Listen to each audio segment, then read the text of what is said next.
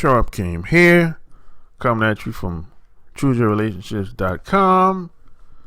And a couple of days ago, I got a question from somebody, and they wanted to know, why do females nag guys?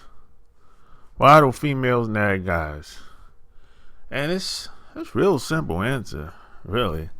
But it's the same reason. You know, when you were a kid, maybe you wanted your parents to buy something or give you something, and you tried to manipulate your parents by going into having some little temper tantrum, or maybe you cried, or maybe you fell on the floor.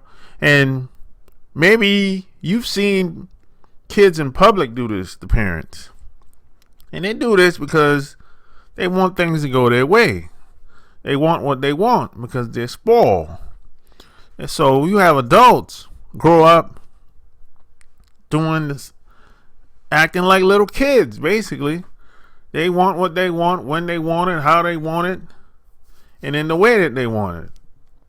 And if a lot of women don't get what they want, they start to nag the guy because, see, in their mind, they think if they keep nagging the guy, that's going to help. That's going to somehow help him to give her what she wants. But it works in reverse. Actually, you're damaging the relationship, because guys, we can't think straight when you're nagging. We can't be productive in society when you're nagging. And what's going to happen is you're going to end up damaging the relationship if you nag the guy, because I can almost tell if a guy is in a healthy or a not so healthy relationship, because most of the time the guy's going to be all over the place. He's going to be making mental mistakes. He's going to be making mistakes that most people don't make on a regular basis or even a daily basis. Like, for example, a couple of weeks ago, well, actually a couple months ago, I seen this guy, and he used to be our neighbor, and he went to the store, and he got out his car and left the door wide open and went in the store. So I seen him because, like I said, he's our neighbor. But I didn't say anything to him on this particular day. But on another occasion, I seen him, and I actually talked to him this time. And then when I got to know him, that's when he told me he was in a bad marriage, and shit was, and it was a lot of drama and a bunch of chaos. And he said he had a nagging wife, and he said it's hard for him to be productive at his job because he has so much on his mind, and she's always calling him at the job and nagging him and giving him a hard time. And then when he goes home, she's nagging him again and raising hell in front of the kids and everything. And I told him, I said, you know what? I had a pretty good idea. You were having a hard time in some area of your life because you got out your car on this particular day and left the door open and went in the store. And he started laughing or whatever, you know. And what happens is, guys, first off, we're not built for nagging. That's the first thing. We guys are very simple. You know, we're not complicated at all. Women make things complicated because women get conditioned through different cultures and environments and a lot of different aspects, through the media, through magazines, friends and family and all that stuff. But guys, we're really simple. you know. But we aren't built for that type of stuff, nagging, because what happens is a guy cannot be productive what all the nagging and all the confusion that's coming at him, right? So what's gonna happen? This is why a lot of women get abused, because they don't understand. You gotta be quiet. You can't keep talking all the time, because when you nag a guy, you're challenging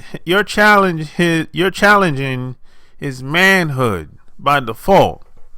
And a lot of women don't understand this. And I don't think a lot of women really care. I don't really think they really care. They just want what they want.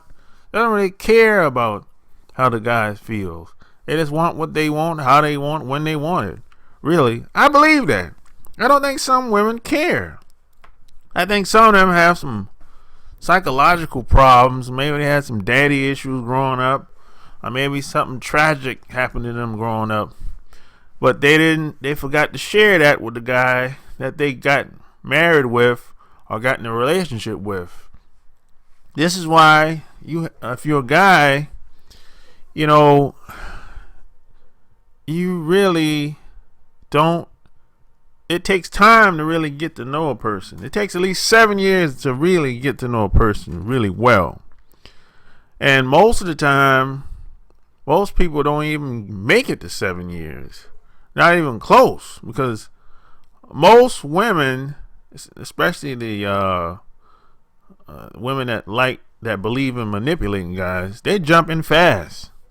They usually jump in a relationship fast, and they try to get as much as they can get out of the guy fast, because they know that once the guy